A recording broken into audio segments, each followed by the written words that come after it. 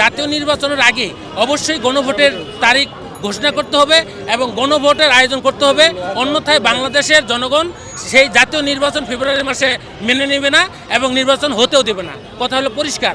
বাংলাদেশ জামাত ইসলামী শুরু থেকেই দল প্রতিষ্ঠার পর থেকেই নিয়মতান্ত্রিক এবং গণতান্ত্রিক আন্দোলনে বিশ্বাসী। কোনো ধরনের বিশৃঙ্খলা উশৃঙ্খলা হঠকারী সিদ্ধান্তে বাংলাদেশ জামাত ইসলামী কখনো আন্দোলন করে নাই। আমরা আশা করব যে জুলাই সনদের ভিত্তি, যেটা আমাদের প্রধান যে দাবিটা, জুলাই সনদের আইনি ভিত্তি কার্যকর এবং গণভোটের তারিখ ঘোষণা এবং জাতীয় নির্বাচনের আগে অবশ্যই গণভোটের তারিখ ঘোষণা করতে হবে এবং গণভোটের আয়োজন করতে হবে। অন্যথায় বাংলাদেশের জনগণ সেই জাতীয় নির্বাচন ফেব্রুয়ারি মাসে মেনে নেবে না এবং নির্বাচন হতেও দেবে না। কথা হলো পরিষ্কার।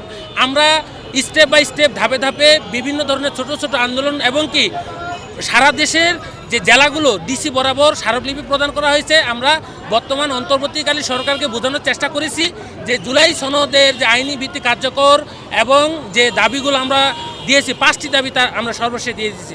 7টি দাবি থেকে 5টি দাবি দিয়েছি যে উভয় কক্ষে, উচ্চকক্ষ নিম্নকক্ষে পিয়ার পদ্ধতি চালু করতে হবে। আওয়ামী লীগের সহযোগী সংগঠন 14 দল ছিল, তাদেরকে নিষিদ্ধ করতে হবে এবং জুলাই সনদের যে ভিত্তি কার্যকর।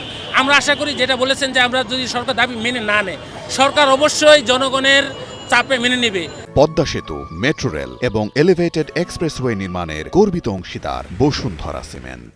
যদি হাসিনা দীর্ঘদিন ধরে শাসনে থাকা, যদি হাসিনা পালিয়ে যেতে পারে আর বর্তমান উপদেষ্টা পরিষদ তো ছাতামাতা, আমরা আশা করব যে সরকারের আজকের মধ্যে, আজকে 11 নভেম্বর এই পল্টনে 8টি দলের পক্ষ থেকে সমাবেশের পরে সরকার সিদ্ধান্ত নেবেন এবং সন্ধ্যা নাগাদ সরকার ঘোষণা করবেন যে অমুক তারিখে গণভোটের আয়োজন করতে হবে। যদি এই গণভোটের তারিখ ঘোষণা না করে, তাহলে বাংলাদেশ জামাত ইসলামী সহ অন্যান্য যে 8টি দল আছে, আমাদের স্টেপ বাই স্টেপ কঠোর থেকে কঠোরতম কর্মসূচিতে বাংলাদেশ জামাত ইসলামী ঘোষণা করতে বাধ্য থাকবে।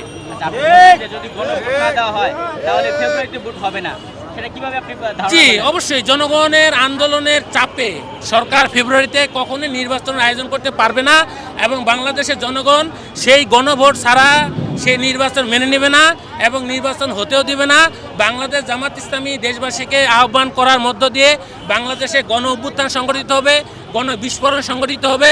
সেই বিস্ফোরণের চাপে জনগণের উত্তাল তরঙ্গের ঢেউয়ে সরকারের ফেব্রুয়ারি মাসে যে নির্বাচন করার কথা সেটা করতে পারবে না।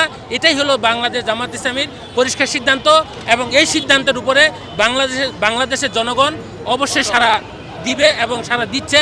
আপনারা দেখেছেন আমাদের সেই যে গত জুলাই যে 19 তারিখে যে সোহরাওয়ার্দী উদ্যানের সমাবেশটা হলো, আমরা কি আসতে পারতাম না? সেই পরিমাণ লোক যদি আমরা ঢাকা শহরে আজকে ঢুকাই দিতাম, সরকার কি করতো?